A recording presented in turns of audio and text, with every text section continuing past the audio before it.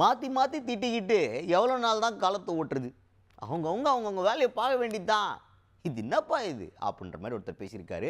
பேசினது யார்? தமிழ்நாடு காங்கிரஸ் கட்சியின் மூத்த தலைவர் திருநாவுக்கரசு அவர் தான். அவர்கிட்ட என்ன கேட்டாங்கன்னா, இந்த மாதிரி முதுகில் குத்திட்டீங்கன்னு சொல்லிட்டு உதயநிதி ஸ்டாலின் அவர்கள் பேசியிருக்காரு அப்படின்னு கேட்டால், அதுக்கு திருநாவுக்கரசு அவர்கள் என்ன சொல்கிறார் அப்படின்னு பார்த்தீங்கன்னா, இந்த மாதிரி கூட்டணி மாறுறது அப்படிங்கிறது தமிழ்நாடு வரலாறுலேயே நடக்காத ஒரு விஷயம்லாம் கிடையாது. 1008 தடவை நடந்திருக்கு. இப்போ ஒரு தேர்தலில், இந்த தேர்தலில் வேறு ஒரு கூட்டணியில் இருப்பாங்க, அடுத்த தேர்தலில் வேறு ஒரு கூட்டணிக்கு போவாங்க. இந்த கூட்டணி மாறுறதெல்லாம் வந்து சாதாரண விஷயம் தமிழ்நாட்டில். அதுக்கு இவ்வளோ ரியாக்ட் பண்ணுறது எந்த விதத்தில் கரெக்டாக இருக்குன்னு தெரில. அதுபோக இப்படி மாற்றி மாற்றி ஒருத்தர் மோசமாக திட்டிக்கிட்டே இருக்கிறது இருக்குல்ல, அது எவ்வளோ நாளைக்கு போவோம்? ஒரு அளவுக்கு தான் எல்லாமே. சரி, பேசியாச்சு, முடிஞ்சிச்சு. அடுத்து காங்கிரஸ் வேலையை பார்த்துட்டு போட்டோம், திமுக வேலையை பார்த்துட்டு போட்டோம். எதுக்கு இது மாற்றி மாற்றி பேசிக்கிட்டு? நாளைக்கும் அந்த மாதிரி இருந்துச்சுன்னா இப்படி எப்படியும் ஆகிப்போச்சுன்னு வச்சுக்கோங்க. மறுபடியும் ஒருத்தர் எப்படி பார்க்குறது? அதனால் அதெல்லாம் பேசாதீங்க இப்படிலாம் அப்படின்ற மாதிரி பேசியிருக்காரு திருநாவுக்கரசு அவர்கள்.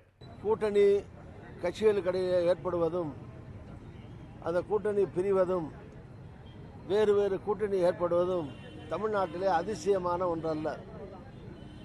கடந்த காலங்களிலே பல தேர்தல்களில் இதுபோல கட்சிகள் மாறி மாறி கூட்டணி அமைத்துள்ளன. திமுக கட்சியே காங்கிரஸ் அமைச்சரவையில் அமைச்சர்களாக இருந்து அதற்கு பின்னாலே பிரிந்து பிஜேபியோடு இணைந்து அமைச்சரவையில் இடம்பெற்று வந்திருக்கிறார்கள். இது எவ்வளோ நாளைக்கு இந்த மாதிரி மாற்றி மாற்றி திட்டிகிட்டே உட்காந்துருக்கிறது?